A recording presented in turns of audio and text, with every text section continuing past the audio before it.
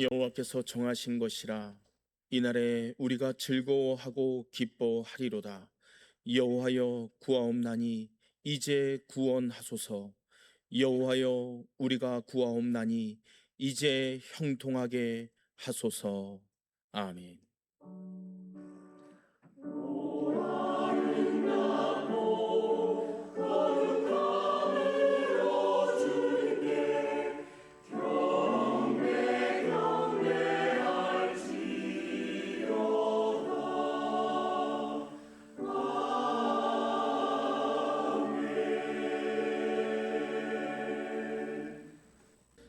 오늘 우리에게 주신 하나님의 말씀은 사사기 7장 1절로부터 8절까지의 말씀입니다. 제가 가진 성경으로 구약 372쪽입니다.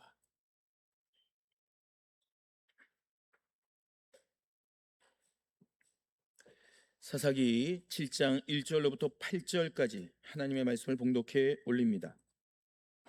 여룻바알이라 하는 기드온과 그를 따르는 모든 백성이 일찍이 일어나 하롯셈 곁에 진을 쳤고 미디안의 진영은 그들의 북쪽이요 모레산 앞 골짜기에 있었더라.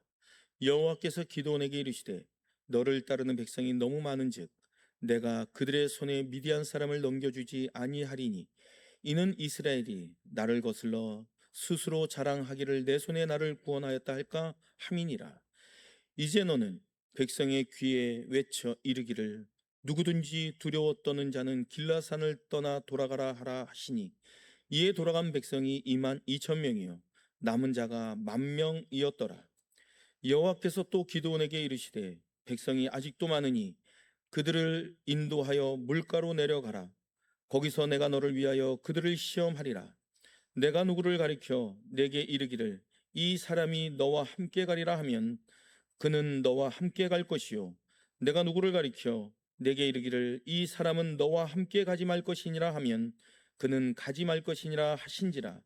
이에 백성을 인도하여 물가에 내려갈 때 감에 여호와께서 기드온에게 이르시되 누구든지 개가 핥는 것 같이 혀로 물을 핥는 자들을 너는 따로 세우고 또 누구든지 무릎을 꿇고 마시는 자들도 그와 같이 하라 하시더니 손으로 움켜 입에 대고 핥는 자의 수는 300명이요 그 외의 백성은 다 무릎을 꿇고 물을 마신지라. 여호와께서 기드온에게 이르시되 내가 이 물을 핥아 먹은 300명으로 너희를 구원하며 미디안을 내 손에 넘겨주리니 남은 백성은 각각 자기의 처소로 돌아갈 것이니라 하시니 이에 백성이 양식과 나팔을 손에 든지라. 기드온이 이스라엘 백성을 각각 그의 장막으로 돌려보내고 그 300명은 머물게 하니라. 미디안 진영은 그 아래 골짜기 가운데에 있었더라. 아멘. 제목이 위기 앞에서 기본으로 돌아가라 라는 제목으로 함께 은혜 받습니다. 사랑하는 성도 여러분, 우리는 불과 몇 해 전에 전대미문의 코로나 위기를 겪었습니다. 기억하십니까? 교회마다 예배당을 폐쇄하였고요. 또 심지어 어떤 교회는 예배 중에 공공기관 공무원들이 나와서 예배를 중단시키는 일까지 벌어지기도 했습니다. 여러분 혹시 타이타닉이라는 영화를 보셨나요? 대서양을 건너다 빙산에 부딪혀 침몰한 타이타닉호 실화를 다룬 영화였습니다. 그 영화를 보면 잊혀지지 않는 두 장면이 기억이 납니다. 하나는요, 배가 가라앉는 마지막 순간까지 선장이 배의 방향타를 붙잡고 그 자리를 꿋꿋이 지킨 모습이 참으로 인상 깊었습니다. 또 하나는 사람들이 벌벌 떨며 우왕좌왕 대피할 때 그들의 마음을 진정시키려고 끝까지 남아 연주를 한 악사들의 모습도 기억이 납니다. 사랑하는 성도 여러분, 위기를 극복하는 데 있어서 정말 중요한 것이 무엇일까요? 정말 중요한 것이 무엇인지 아십니까? 그것은 우리가 예전에 무엇을 보았느냐라는 거예요. 한때 예배당이 폐쇄된 상황 속에서 저는 우리 교육자들과 끝까지 자리를 지키며 예배를 드리고 찬송을 불렀던 기억이 납니다. 본래 우리가 그렇게 대단한 사람들이어서가 아닙니다. 그저 그런 장면을 어디선가 보았기 때문에 본 그대로 따라한 것뿐입니다. 어떤 모델을 가슴에 품고 있느냐, 어떤 본을 보았느냐, 그것이 위기의 순간에 그토록 중요하다는 거예요. 우리가 성경을 읽고 하나님의 사람들이 위기를 이겨낸 장면들을 면밀히 살펴보면 그들의 그 극복한, 이겨낸 그 장면들을 우리 가슴에 품고 있다면 정작 우리 인생 가운데 풍랑이 일어나고 위기가 닥쳐올 때 그 장면 그대로 반응하게 된다라는 사실입니다. 그래서 오늘 우리는 성경에서 위기를 이겨낸 하나님의 사람을 보려고 합니다. 오늘 본문에는요, 위기 관리의 모델이 나와요. 이스라엘 백성들에게 큰 위기가 찾아옵니다. 그들이 범죄를 하죠. 그러므로 말미암아 하나님은 그들을 미디안의 손에 붙이셨고 이스라엘 백성들은 7년 동안 미디안에게 짓밟혔습니다. 백성들은 어떻게 합니까? 산으로 도망가서 굴을 파서 숨어 살았고, 애써 지은 농사는요, 미디안 사람들이 찾아와서 소와 양과 곡식을 모조리 빼앗아갔습니다. 얼마나 큰 위기예요. 사사기 6장 6절은요, 이스라엘의 궁핍이 너무나도 심하여 여호와께 부르짖었다라고 말씀해 주고 있어요. 우리 사사기 6장 6절 한 목소리로 합독합니다. 시작.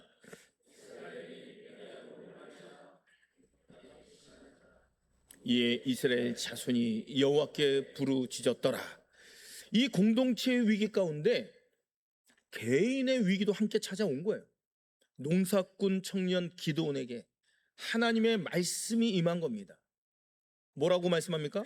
너는 가서 이 너의 힘으로 이스라엘을 미디안의 손에서 구원하라. 자, 그러나 기드온의 대답은 어떠했습니까? 이렇게 이야기를 하는 거예요. 내가 무엇으로 이스라엘을 구원하리까?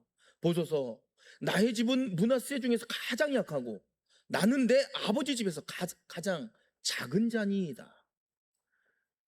여러분, 이 기드온의 대답이 어떤 대답이에요? 겸손의 말입니까? 아닙니다. 그냥 있는 그대로 사실을 이야기한 것뿐이에요. 집안은 힘이 없었고요, 기드온은 집안의 막내였습니다. 그러나 우리 하나님은 바로 그 약한 자를 선택하고 부르셨어요. 하나님의 부르심은 사람의 자격을 보지 않으십니다. 마침내 기드온이 전쟁을 위해서 군대를 모았어요. 몇 명을 모았습니까? 3만 2천 명.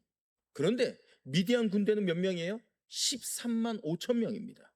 여러분, 게임이 안 되는 전쟁입니다. 말도 안 되는 전쟁이 아닙니까? 10배 이상의 차이가 납니다. 어디를 봐도 위기입니다.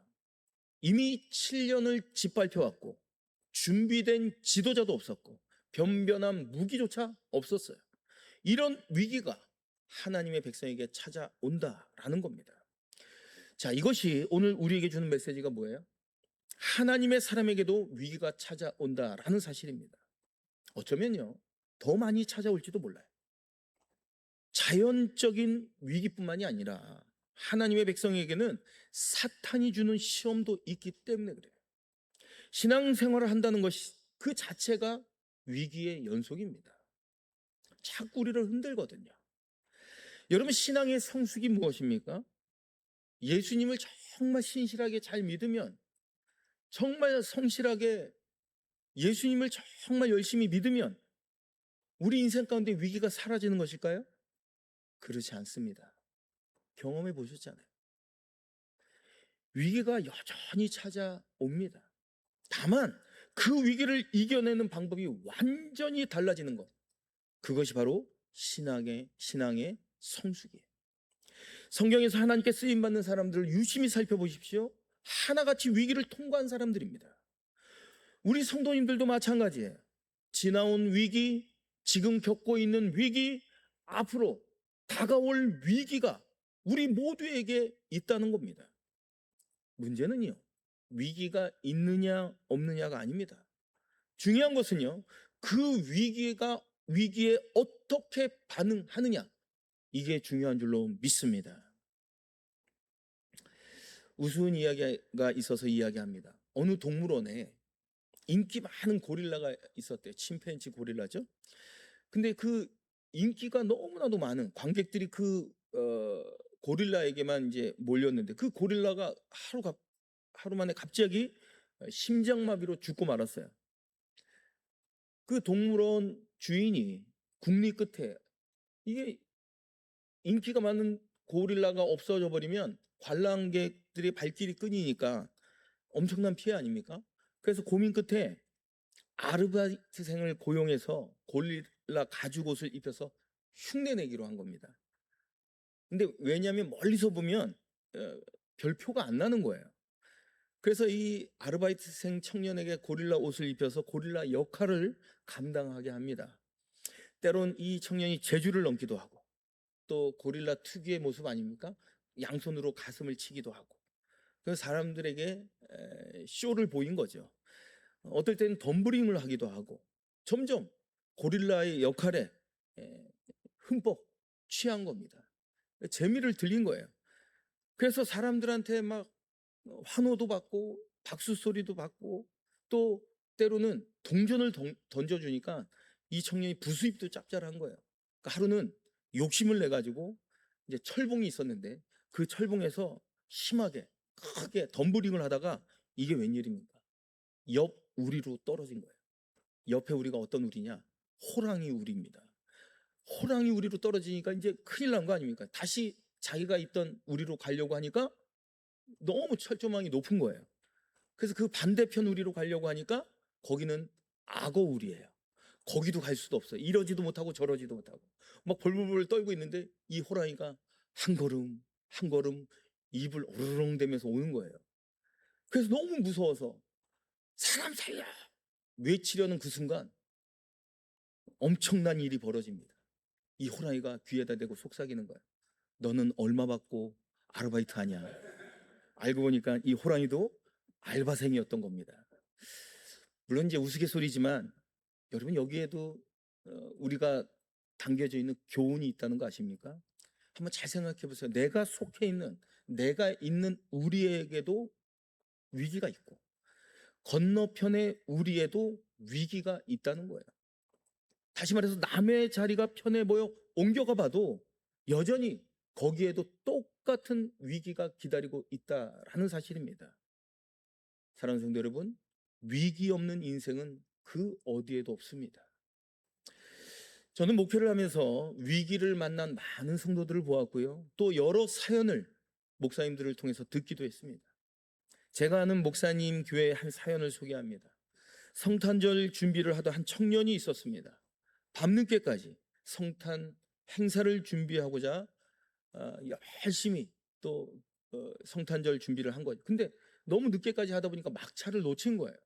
그래서 택시를 잡으려도 하는 그 택시 정류장에서 음주 운전을 벌인 어떤 사람의 이제 차가 그 정류소를 덮치는 바람에 결국 그 자리에서 세상을 떠나고 말았어요. 대기업에 취직한 지 겨우 보름 된 청년이었습니다. 여러분 얼마나 안타까운 일입니까? 장례를 정말 비통하게 치른 뒤 이제 한 달이 흘렀습니다. 담임 목사님이 일정이 있어서 선교지를 향해 떠나려고 하는 그때 그 부모님이 빨간 봉투 하나를 가져왔답니다. 그 안에는 97만 원이 담겨져 있는 거예요. 그래서 이 부모님이 이렇게 말씀합니다.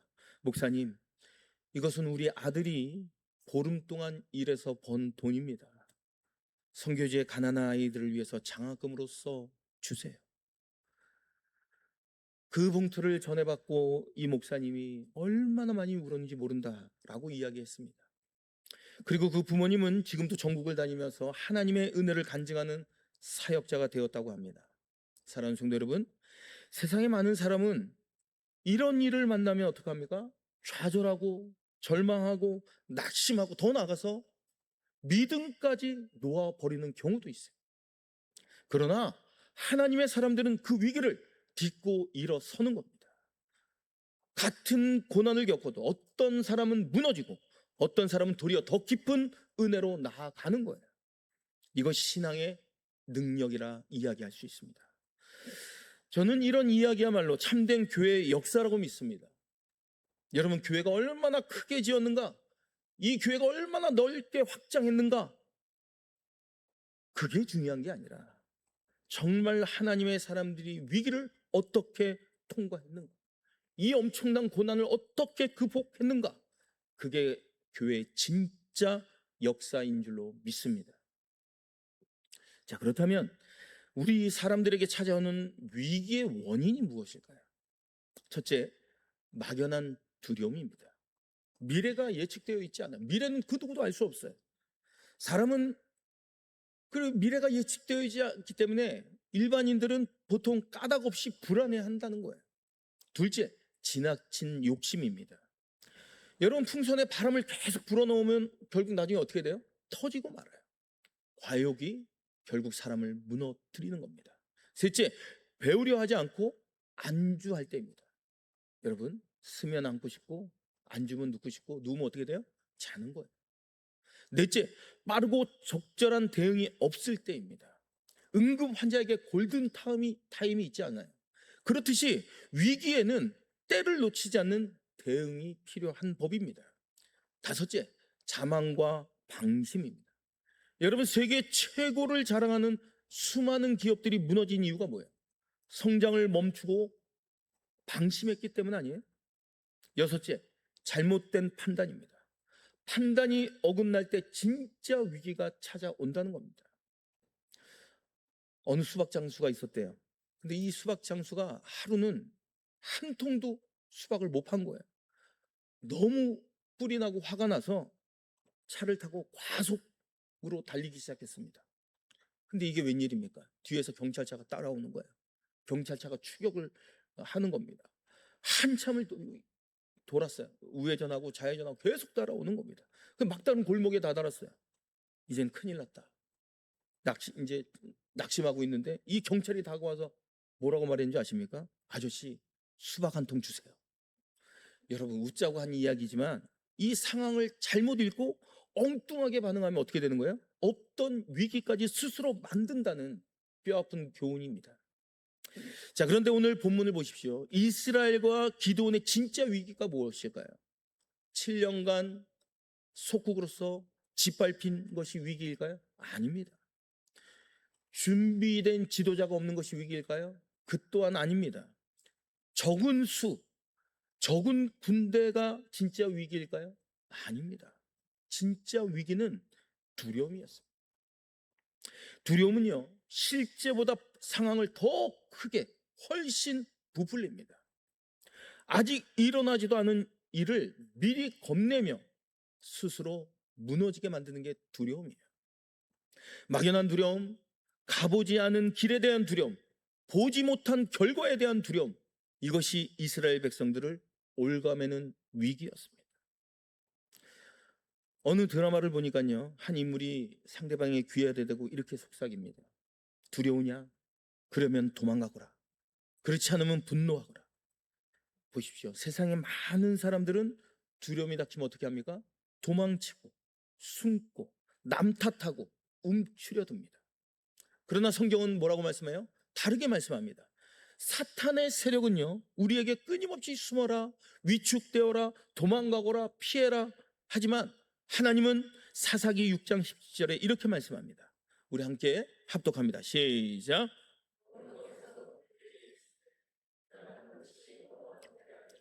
내가 미디안 사람 치기를 한 사람을 치듯 하리라 하시니라. 뭐라고 말씀하시는 거예요? 두려움에 굴복하지 말고 어떻게 맞서라는 겁니다. 여러분, 하나님의 이 말씀에 힘을 얻어 기드온이 군대를 소집해요. 몇 명이 소집되었습니까? 성경을 보니까 32,000명. 그런데 하나님께서 뭐라고 말씀합니까? 너무나도 뜻밖의 말씀하세요. 너무 많다라고 하는 거예요. 그래서 성경을 보니까 두려움에 떠는 자는 돌아가라 하시니 몇 명이 남은 거예요?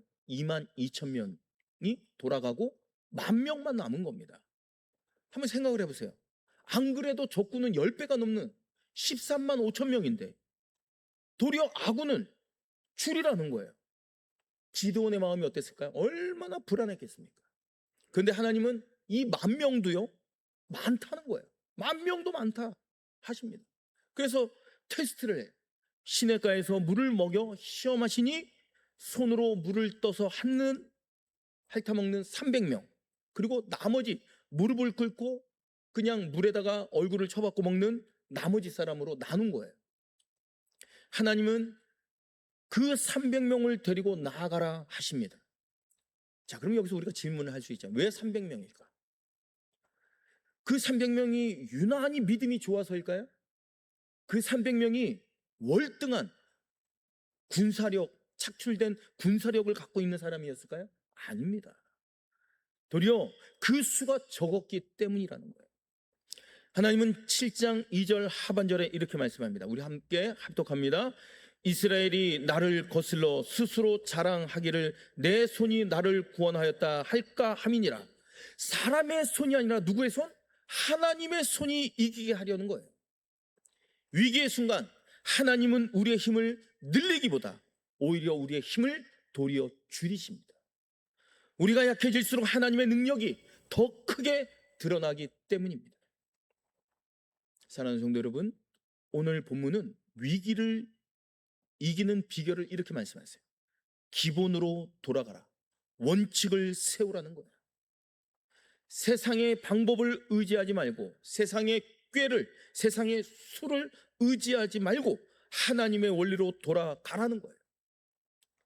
자, 그러면 그 원리가 뭐예요? 하나님께서 기도원에게 이렇게 말씀합니다. 내가 책임질 테니 너는 나가라.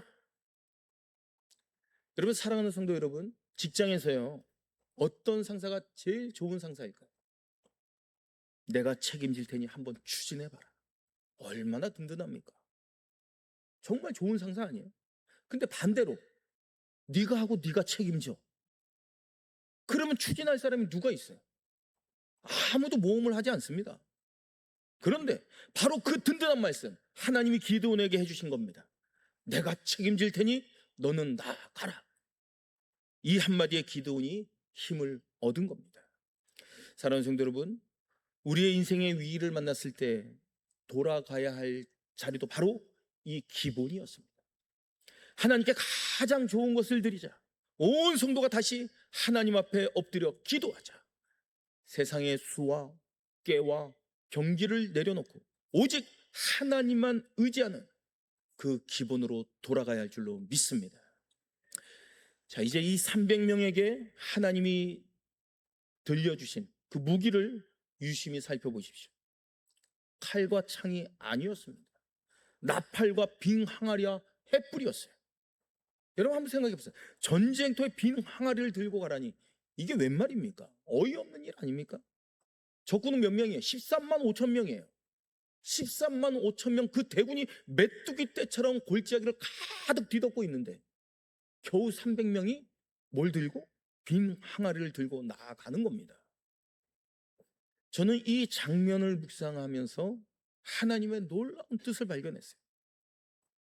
여러분, 항아리가 비어 있어야만, 그 안에 아무것도 없어야만 오직 하나님만 의지하기 때문에 그래요. 여러분, 막다른 골목에 이르러야 우리는 하나님을 그제서야 절대적으로 붙듭니다. 그리고 그 빈 항아리를 깨뜨릴 때 감추어진 횃불의 빛이 어둠 속에서 환히 드러나는 거예요. 한번 생각을 해보세요. 항아리가 깨어지지 않으면 빛은 갇혀 있을 뿐이라니까요. 깨져야지만 비로소 빛이 쏟아져 나오는 겁니다. 사도 바울은 이렇게 말했습니다. 우리 함께 자막을 보면서 합독합니다. 시작. 우리가 이 보배를 질그릇에 가졌으니 이는 심히 큰 능력이 하나님께 있고 우리에게 있지 아니함을 알게 하려 함이라. 아멘.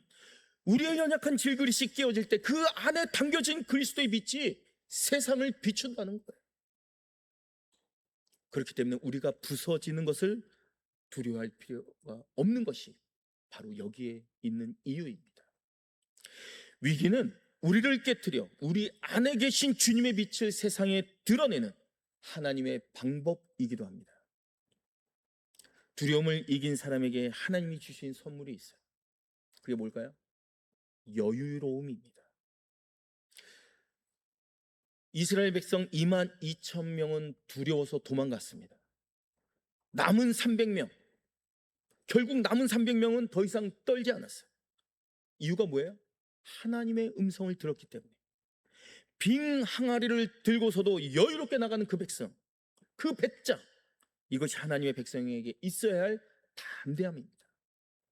사랑하는 성도 여러분, 우리에게 어떤 질병이 다가와도, 어떤 사업에 문제가 있을지라도, 내 인생에 고난이 닥쳐도 빙 항아리를 들고 흔들림 없이 나아갈 수 있는 배포가 있어야 할 줄로 믿습니다.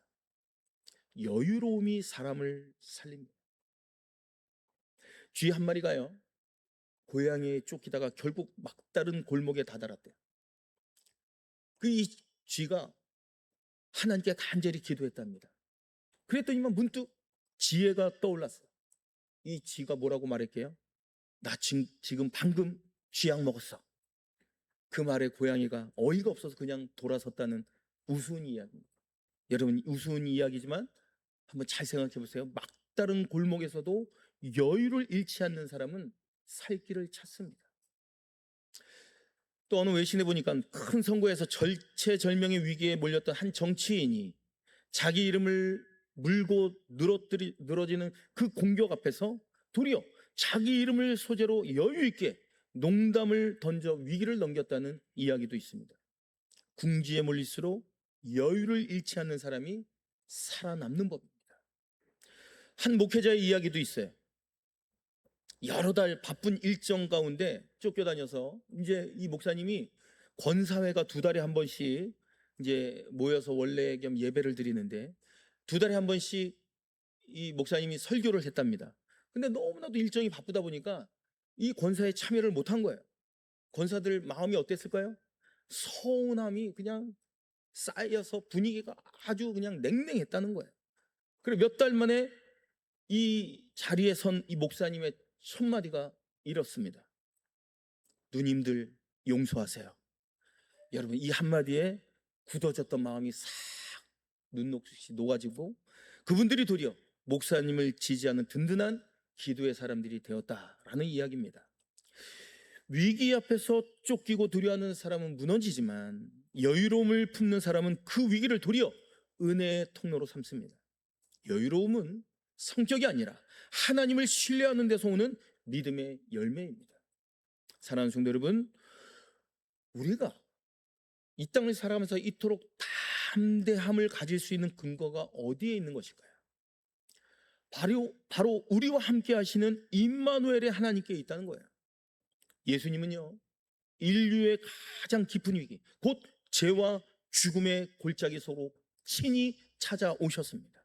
그리고 십자가에서 우리의 모든 죄와 사망의 값을 대신 짊어지시고 사흘 만에 부활하심으로 말미암아 그 위기를 완전히 이기시고 승리하셨어요. 우리를 위해 가장 큰 위기를 대신 감당하신 주님이 우리에게 말씀해 주셨습니다. 내가 세상 끝날까지 너희와 항상 함께 있으리라. 약속의 말씀을 주셨기 때문에 우리가 무엇을 두려워할 수 있어요? 두려워할 이유가 없습니다. 이미 이기신 주님이 우리 편입니다. 그러므로 승리는 이미 우리의 것인 줄로 믿습니다. 기드온에게 내가 너와 함께 하리라 말씀하신 그 하나님이 오늘도 저와 여러분에게 똑같이 말씀합니다. 내가 책임질 테니 너는 나아가라. 그러니 두려움에 사로잡혀 도망가지 마십시오. 이미 승리하신 주님을 믿고 빙 항아리를 든 300용사처럼 담대히 믿음으로 나아가시기 바랍니다. 이제 말씀을 마무리합니다. 사랑하는 성도 여러분, 우리 인생 위기는 반드시 찾아옵니다. 그러나 위기 자체가 우리를 무너뜨리는 것이 아니라 오늘 말씀처럼 두려움이 우리를 무너뜨리는 거예요. 그러니 위기 앞에서 도망치지 마시고 숨지 마시고 남 탓하지도 마시고 결코 움츠려 들지도 마십시오. 당당하십시오.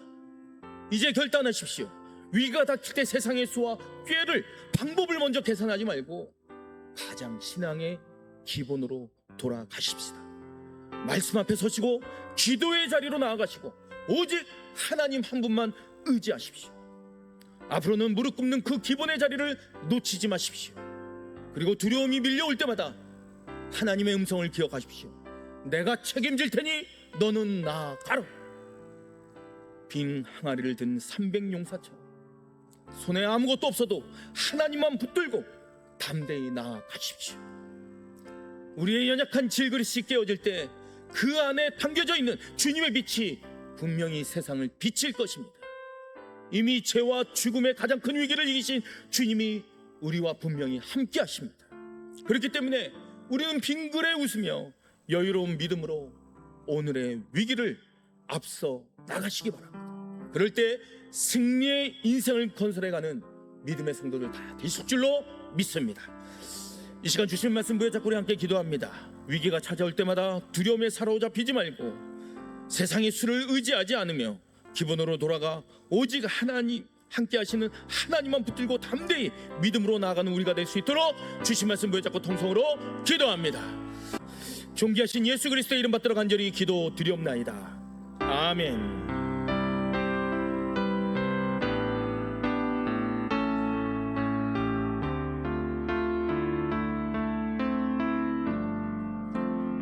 아무것도 두려워 말라. 주 나의 하나님이 지켜주시네. 놀라지 마라, 겁내지 마라. 주님 나를 지켜주시. 아무것도 두려워 말라. 아무것도 두려워 말라. 주 나의 하나님이 지켜주시네. 놀라지 마라, 겁내지 마라. 주님 나를 지켜주시네.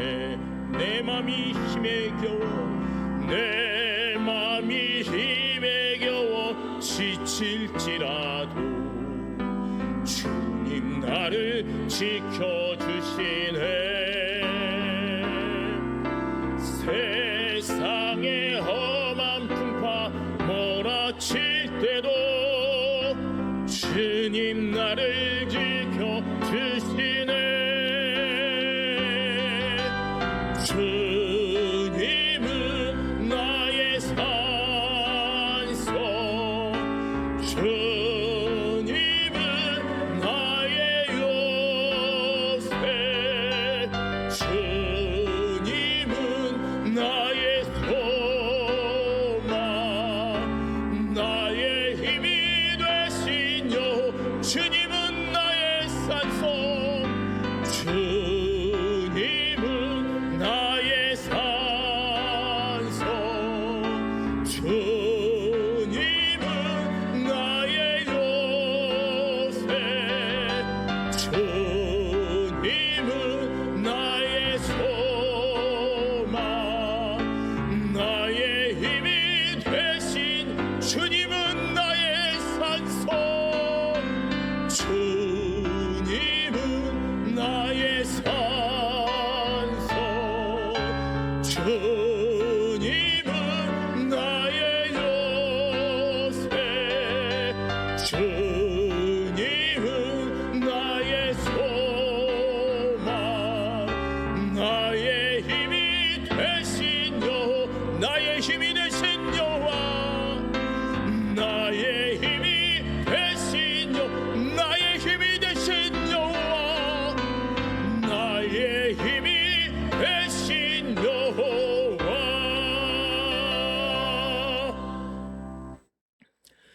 두려움 앞에 도망치지 말고 위기 앞에서 세상의 방법을 내려놓고 기본으로 돌아가 함께 하시는 하나님만 붙들고 여유로운 믿음으로 담대히 나아가십시오.